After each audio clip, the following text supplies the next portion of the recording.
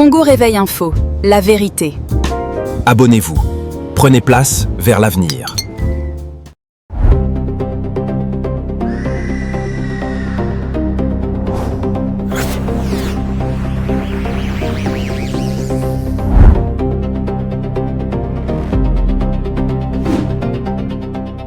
Bonjour à toutes et à tous, bienvenue dans cette nouvelle édition d'Actu 5 sur Congo Réveil Info. Je suis Esther Maël.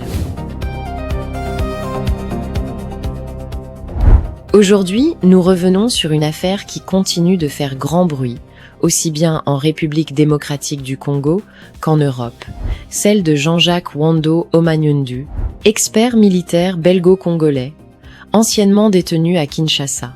Pour rappel, Jean-Jacques Wando avait été arrêté en mai 2024, dans le contexte de la tentative de coup d'État qui avait secoué la capitale congolaise. Accusé sans preuve solide, il avait été jugé par un tribunal militaire et condamné à mort en septembre 2024, une sentence confirmée en appel en janvier 2025.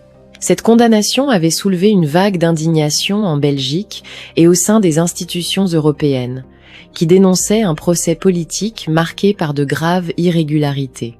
En février 2025, Jean-Jacques Wando avait finalement été libéré et rapatrié en Belgique, sans pour autant être gracié ni innocenté. Autrement dit, sa condamnation à mort reste encore aujourd'hui valide aux yeux de la justice militaire congolaise. Mais l'affaire ne s'arrête pas là. Depuis son retour en Europe, l'expert affirme être victime d'une campagne d'intimidation et de menaces de mort répétées. Selon lui, ces pressions viendraient de cercles proches du régime congolais qui chercheraient à le réduire au silence. Plus inquiétant encore, ses proches restés en République démocratique du Congo subiraient également des pressions et des intimidations. Face à cette situation, Jean-Jacques Wando a décidé de déposer une plainte officielle en Belgique. Objectif : alerter les autorités judiciaires belges, obtenir une protection efficace, mais aussi pousser la communauté internationale à rester vigilante. Cette plainte pourrait marquer une nouvelle étape dans ce dossier, puisqu'elle déplace désormais le combat sur le terrain judiciaire européen. En Belgique, les milieux politiques et académiques continuent de suivre son cas de près.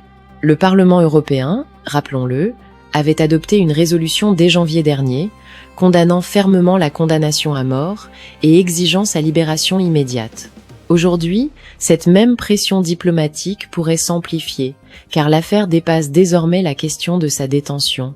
Elle concerne directement sa sécurité et celle de sa famille. Cette situation relance un débat plus large sur l'usage de la justice militaire en République démocratique du Congo, souvent critiquée pour son manque d'indépendance et ses procès expéditifs. Elle rappelle aussi les tensions persistantes entre Kinshasa et certains de ses citoyens critiques, qu'ils vivent au pays ou à l'étranger. Chers téléspectateurs, l'affaire Wando n'est donc pas terminée. Elle peut être dans une nouvelle phase où la justice belge pourrait jouer un rôle déterminant pour protéger un citoyen menacé, mais aussi pour rappeler les valeurs de droit et de liberté d'expression. Nous continuerons à suivre ce dossier de très près, ici sur Congo Réveil Info. Merci de nous avoir suivis dans cette édition d'Actu 5. Merci également à nos fidèles abonnés, ainsi qu'à celles et ceux qui viennent de nous rejoindre. Si vous n'êtes pas encore abonné, je vous invite à le faire dès maintenant pour ne rien manquer de nos prochaines éditions. Partagez, commentez et faites vivre l'information crédible et vérifiée. Je suis Esther Maël. Et je vous dis à très bientôt pour un nouveau numéro d'Actu 5. Au revoir.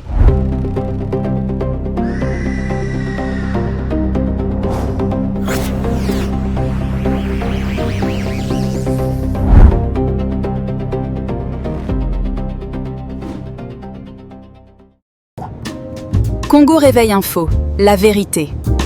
Abonnez-vous. Prenez place vers l'avenir.